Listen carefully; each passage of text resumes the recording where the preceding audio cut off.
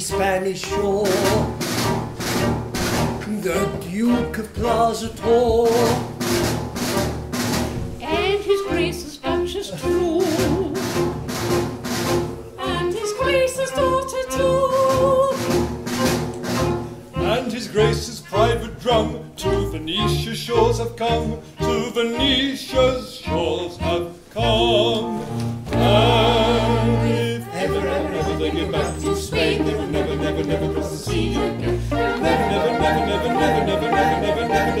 cross the sea again. Neither that grandee from the Spanish shore, the noble Duke of Plaza Tor, nor his Grace's Duchess staunch and true. You may add his Grace's daughter too, nor his Grace's own particular drum. To Venetia's shores will come, to Venetia's shores will come. If ever they get back to Spain, they will never cross the sea again. Never cross the sea again. They will never cross the sea again.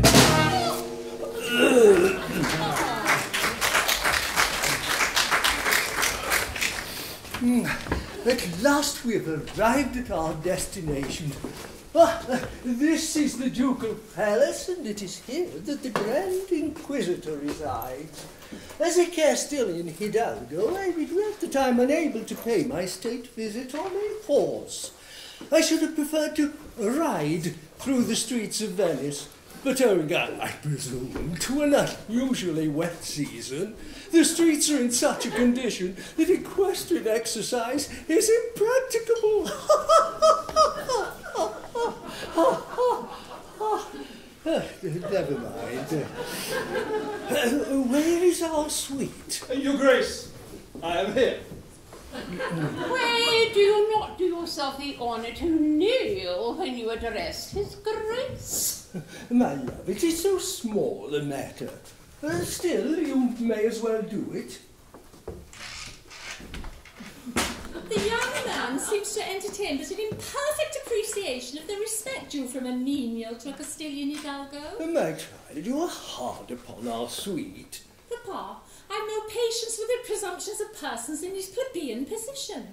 If he does not appreciate that position, let him be whipped until he does. Let us hope that the omission was not intended as a slant. I should be much hurt if I thought it was. So would he. Where are the halberdiers who would have had the honour of meeting us here? Your Grace, the halberdiers are mercenary people who stipulated for a trifle on account. How tiresome. And the band, who would have had the honour of escorting us. I see no band. Your Grace, the band are sordid persons who require to be paid in advance. Yes, quite right. That is so like a band. Insuperable difficulties meet me at every turn. But surely they know his Grace. Exactly. They know his Grace. A cornet a piston would be something. You do not happen to possess the accomplishment of tootling like a cornet piston? Alas, no, Your Grace. But I can imitate a farmyard. I don't see how that would help. I don't see how we could bring it in. It would not help in the least. We are not a parcel of graziers come to market. Don't. My love, our sweet's feelings. Be so good as to ring the bell and inform the Grand Inquisitor that His Grace the Duke of Plaza Toro, Count Matadoro, Baron Picadoro, And sweet. and a suite have arrived in Venice and seek Desire. Demand. and demand an audience. Your Grace has but to command. I felt sure of it. Now, my love, shall we tell her? I think so. And now, my love, prepare yourself for a magnificent surprise. 'Tis my agreeable duty to reveal to you a secret which should make you the happiest young lady in Venice. A secret? A secret which for state reasons it has been necessary to preserve for 20 years. When you were a prattling babe of 6 months old, you were married by proxy to no less a personage than the infant son and heir of His Majesty, the immeasurably wealthy King of Barataria. Married? When they went to the infant son of the King of Barataria? Was I consulted? Well, then it was a most unpardonable liberty. Oh, consider his extreme youth and forgive him. Shortly after the ceremony, that misguided monarch abandoned the creed of his forefathers and became a Wesleyan Methodist of the most bigoted and persecuting type. The Grand Inquisitor determined that the innovation should not be perpetuated in Barataria, caused your smiling and unconscious husband to be stolen and conveyed to Venice.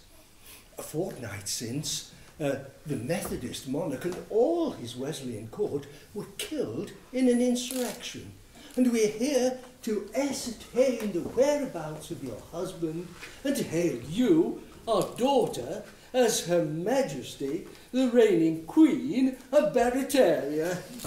Your Majesty.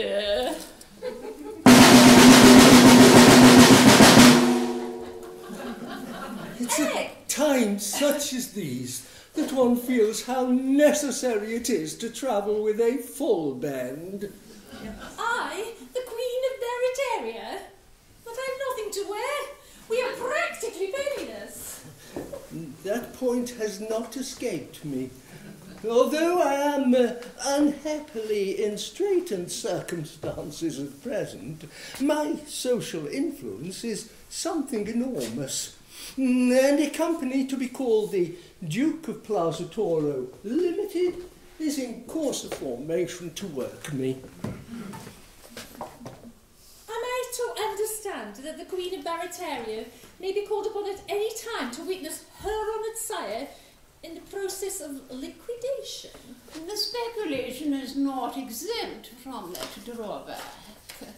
If your father should stop, it will, of course, be necessary to wind him up. But it's so undignified, it's so degrading, a grandee of Spain turned into a public company. Such a thing was never heard of. My child, the Duke of Plaza Toro does not follow fashions. He leads them. He always leads everybody. When he was in the army, he led his regiment. He occasionally led them into action. He invariably led them out of it.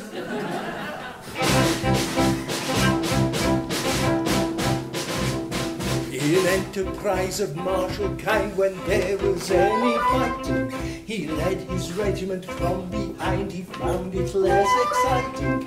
But when away his regiment ran, his place was at the foro, that celebrated, cultivated, underrated nobleman, the Duke of Plaza Toro. In the first and foremost flight, aha, he always found that night, aha, that celebrated, cultivated, underrated nobleman, the Duke of Plaza Toro.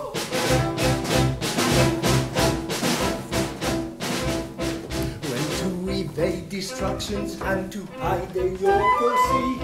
No soldier in that gallant band hit half as well as he did. He lay concealed throughout the war and simply served his Goro. That unaffected, undetected, well-connected warrior, the Duke of Plaza Toro.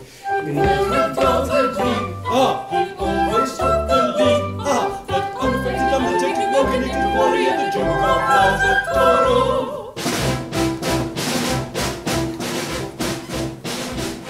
When told that they would all be shot unless they left the service, our hero hesitated not, so marvellous his nervous.